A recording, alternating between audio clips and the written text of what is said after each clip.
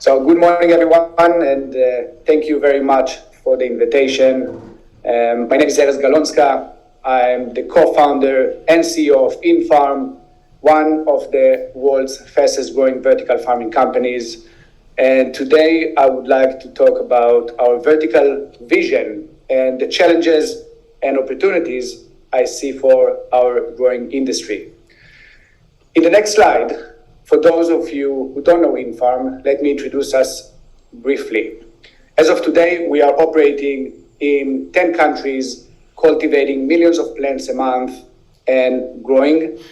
We have more than 500,000 square feet of growing centers distributed across cities around the world. We are providing super fresh, premium produce and local produce in affordable prices, 365 days a year. And our vision is to help cities and regions to become more self-sufficient, more resilient in their food production.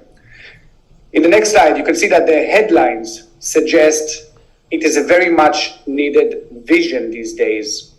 The last 2 years have demonstrated further how fragile our food supply chain is. If the war in Ukraine has taught us anything, is that food security or nutritional security, and of course food self-sufficiency, are serious threats in our world today. This is in addition to the food shocks linked to the COVID-19 pandemic and the increase of severe weather events driven by climate change. It is clear to everyone in the room that we need to change and adapt to the new reality. We urgently need to find better ways to produce and distribute food that are both climate resilient and secure. Next slide, please. For decades, industrial agriculture has had an abundance of land and water resources. It optimized for yield and cost. It accepted harmful fertilizers and pesticides to improve crops. It cost us in soil degradation and food that travels thousands of miles, almost a billion tons becoming waste each year. Looking at the numbers, the environmental impact is untenable and unacceptable. Currently, 70% of global fresh water is used for agriculture. Meanwhile, almost 40% of the world's population lives in areas with high to very high water shortages or scarcity. 50% of the world's habitable land has already been converted to agriculture use, and the growth of our global population will lead to even more deforestation, biodiversity loss, and soil degradation.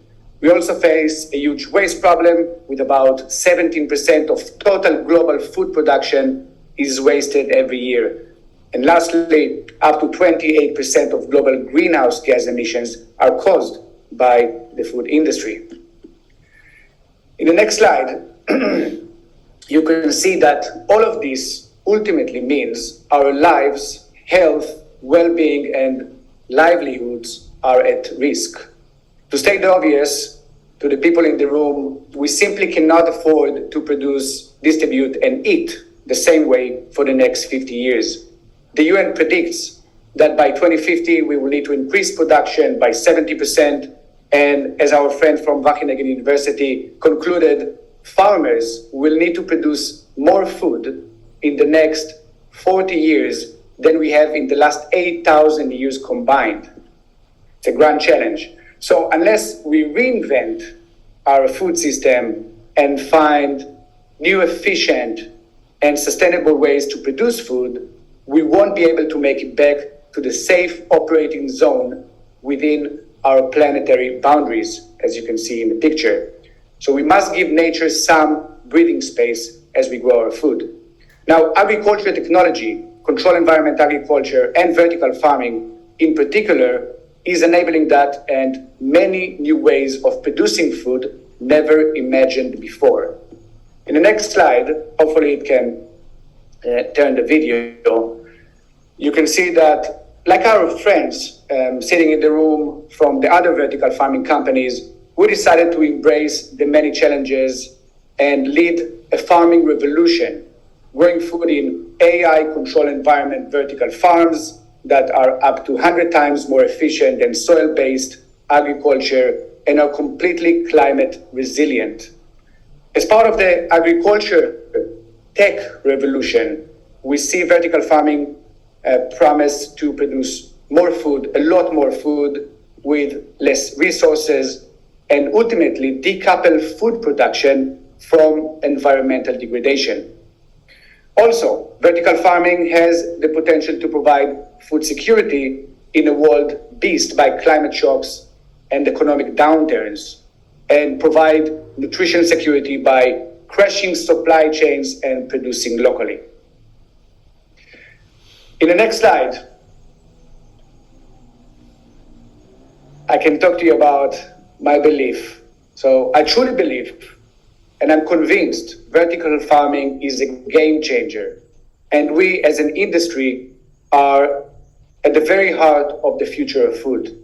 With the strong conviction, excellent research, the right amount of investment, and of course talent, and lastly, proper regulations, vertical farming has the ability to produce the entire spectrum needed for the human diet on the long run, from staples to the entire fruit and vegetable basket. Next slide, please. Important to say, we are all on a mission to feed people, but it's also an environmental mission. This summer, we published an impact vision paper, and I'm delighted that we have began working together as a collective to set standards and build the vertical farming industry for purpose. Please download if you haven't already and enjoy the read. Sads is also in the room. He's our Chief Impact Officer, and he would love to answer any questions you have on this paper.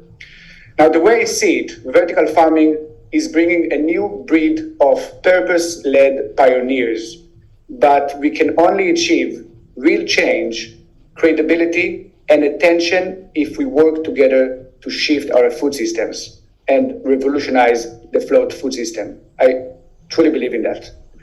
In the next slide, you can see that together we can address the big 4 impact areas: local production and urban farming, land use and biodiversity, which is a big one, water, which normally people underestimated, and of course, carbon and energy, which is the very big topic. Now, they in turn shape how we improve, innovate, and fulfill our ambitions and purpose. In the next slide, I put a summary. So coming together as an industry and collectively expressing our shared values in a joint identity and manifesto as we did is truly powerful. To my knowledge, I have never known an industry to do this before. As we push the boundaries of conventional thinking and practices, we are and we will continue to face the challenges. In the next slide, you can see some of the key areas where we can work together in order to overcome them and achieve our goals. The first one, raising our collective voice and ensuring that vertical farming is seen as one of the solutions to the many problems we face. The benefits of controlled environment agriculture and vertical farming should be reflected in governmental support measures such as financial incentives and tax relief, and deserve a place in governmental food strategies. Together, we can urge policymakers to recognize vertical farming as essential contributor to food security and climate resilience that does not compromise on climate and environmental protection.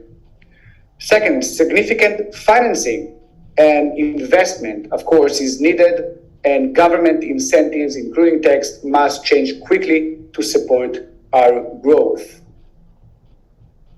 Pushing for increasing access to renewable and low carbon energy sources, we need an even more science-driven approach and to embrace clean sources of low carbon energy such as nuclear energy. We are going to commit to global frameworks like science-based targets and B Corp.